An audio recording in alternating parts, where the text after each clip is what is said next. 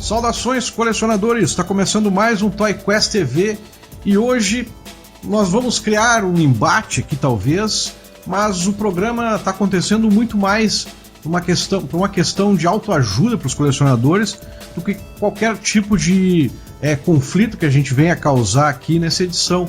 E hoje, exatamente no dia da toalha, para isso, para a gente continuar e tocar essa discussão, eu chamei um cavaleiro de Rain, o Rodrigo Moreno.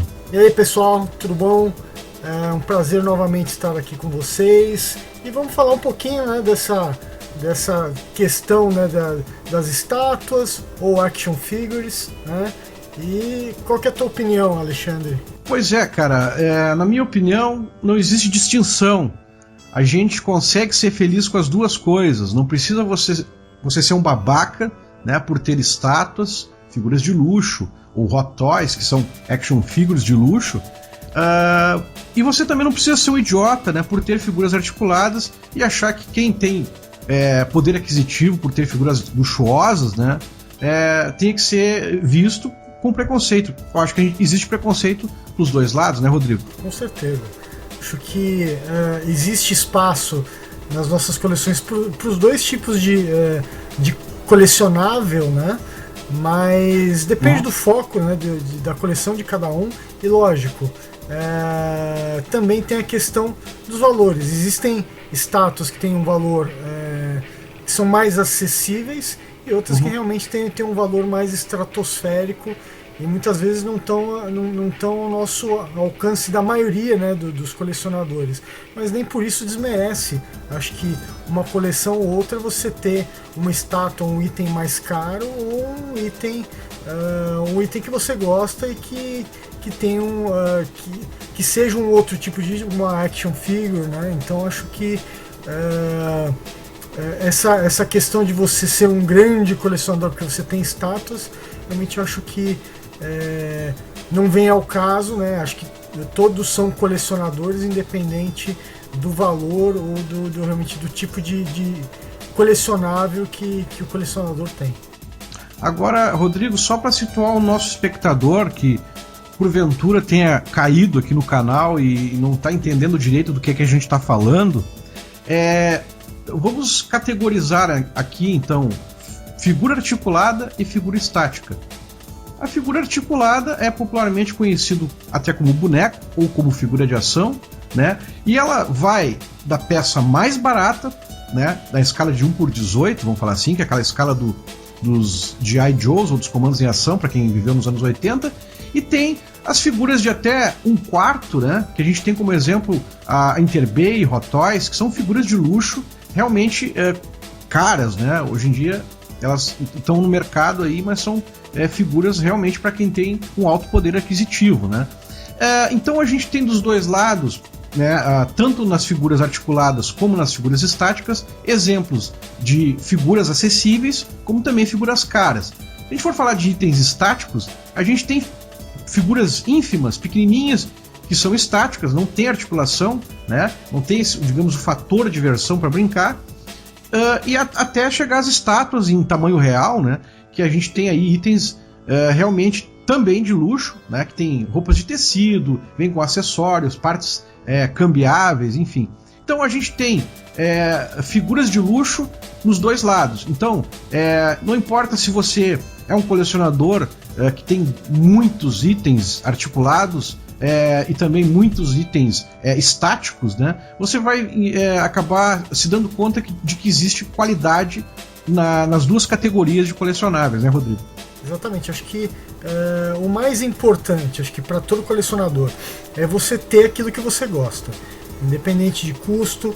Lógico, todo mundo quer ter uma peça mais perfeita, uma peça mais realista, mas eu gosto tanto de uma action figure lá de 5 pontos de articulação. Lógico, gosto das peças que são mais caras, muitas vezes a gente não está acessível, né, a todos nós. Mas não deixa de ser bonito, a gente não deixa de gostar por causa disso também. Então, acho que todos nós, né, viemos de uma época do Falcon, né, e aí o Falcon, a gente acabou, até por essa influência tendenciando para o Hot Toys, né, que é uma figura de luxo também, articulada, né, numa escala hoje chamada 1/6. E lógico, como você falou, dos G.I. Joes, né, que foi na verdade foi a evolução, né, do Falcon, que passou a ser 3,75 justamente por uma influência de Star Wars, que foram figuras de 3,75 que fizeram muito sucesso na época e acabou realmente influenciando a escala e até uma franquia tão forte, né, que era G.I. Joe.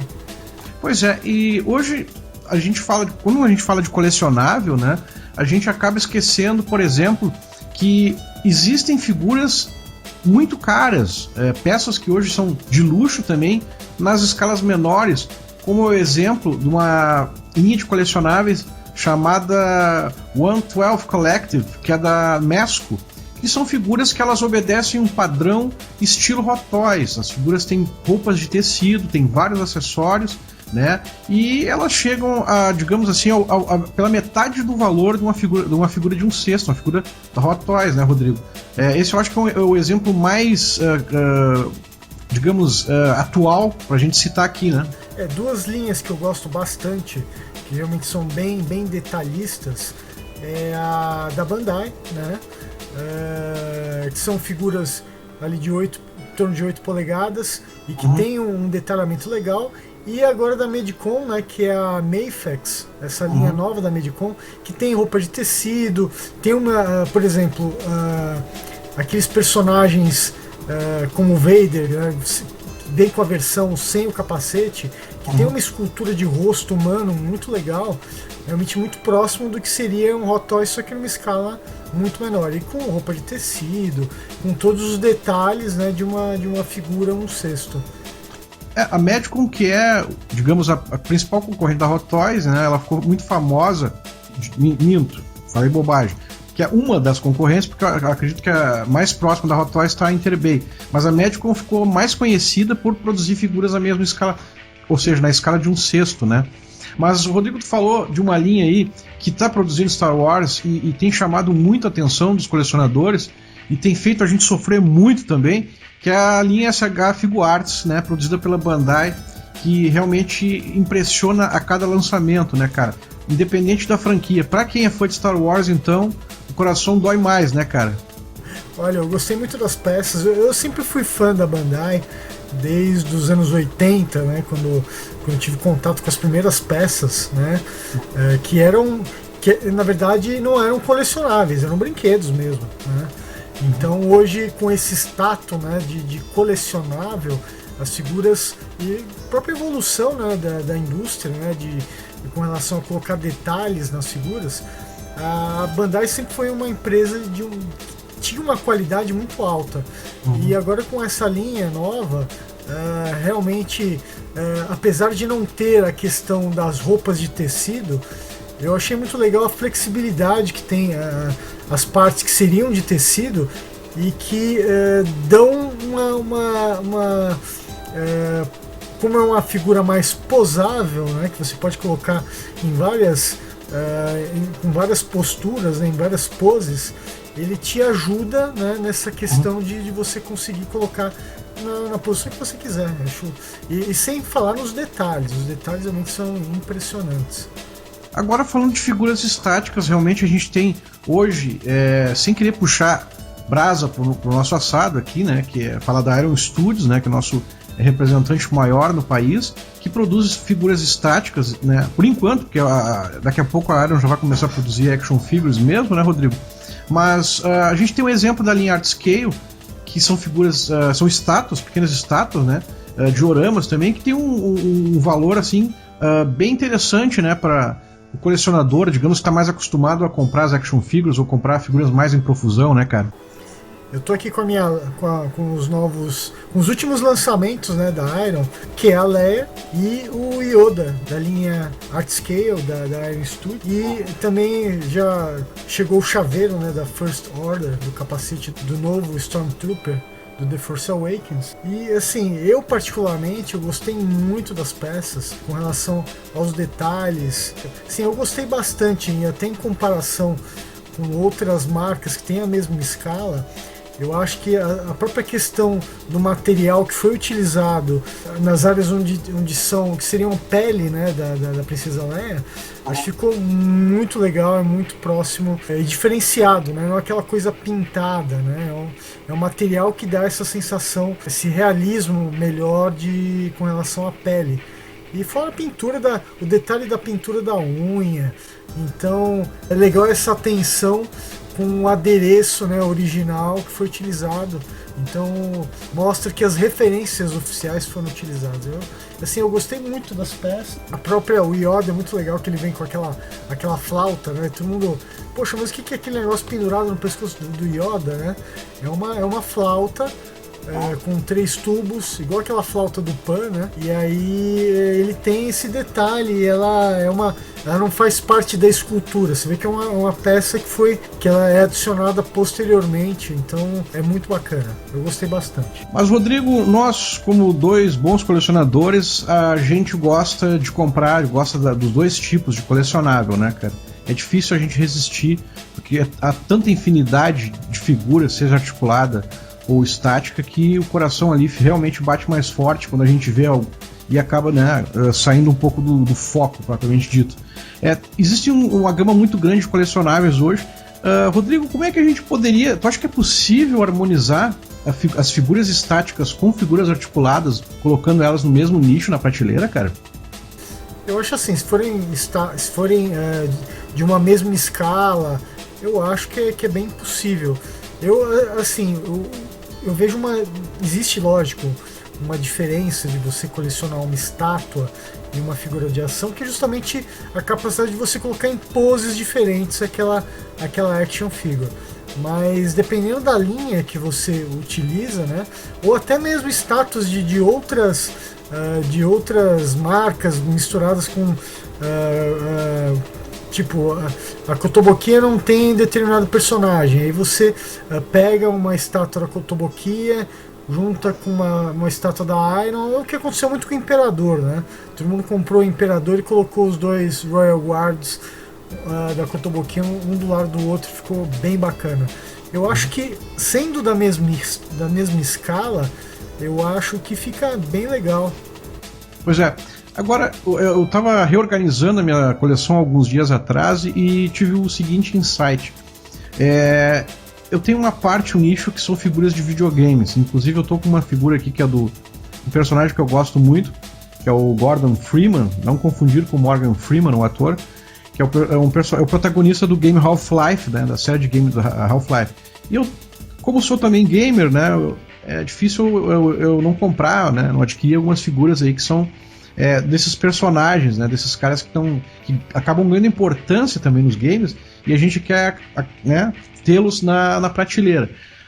Eu acabei colocando outros itens decorativos nesse nicho das figuras de game, por exemplo, os controles dos videogames que eu já tive, ou mesmo o console, isso eu ainda vou adequar ali. E da mesma forma que na parte que eu tenho daquelas figuras mais queridas das HQs, dos personagens das HQs, eu quero colocar alguns exemplos de HQs clássicas também. Eu acho que isso é uma forma de enriquecer aí a coleção, né, nessa questão de exposição, né, Rodrigo? Como eu gosto muito de coisas mais antigas, às vezes eu tenho uma action figure vintage, e como saiu aquela série vintage da Hasbro, das 375, que era uma reprodução das cartelas clássicas, então são peças que ficam muito legais, uma do lado da outra. Então você tem aquela peça clássica e aquela releitura, né, daquela figura vintage com mais acessórios, ou como o Gamorrean Guard, que vem com os pelinhos, né, daquela pele que ele usa no traje dele. Então, é um cuecão, né? Isso, e fica... Putz, aquela figura é maravilhosa. Então fica bem legal, né? Uma figura mais clássica do lado de uma figura modernizada, encartelada. Eu gosto bastante, acho que fica muito bacana. Pois é, a gente dá uma outra cara aí pra coleção, né? Porque lá pelas tantas a gente tem que dar uma mexida nas figuras realmente pra fazer uma nova vida, né? Mas então, esse é um assunto que a gente já tratou várias vezes lá no Toycast mesmo, né? Porque a gente precisa se aprofundar mais. E aqui embaixo, na descrição, vocês vão ter aí vários links para as edições do podcast, algumas até que o próprio Rodrigo Moreno, que está gravando hoje aqui, participou. E para vocês também poderem se aprofundar mais, e pedimos também que você participe, né, dessa discussão, deixando seus comentários aí sobre as suas experiências mais interessantes aí, sendo colecionador, ou se você está começando agora, por favor, né, sugira, enfim, reclame também. Eu quero agradecer ao Rodrigo Moreno por mais essa participação.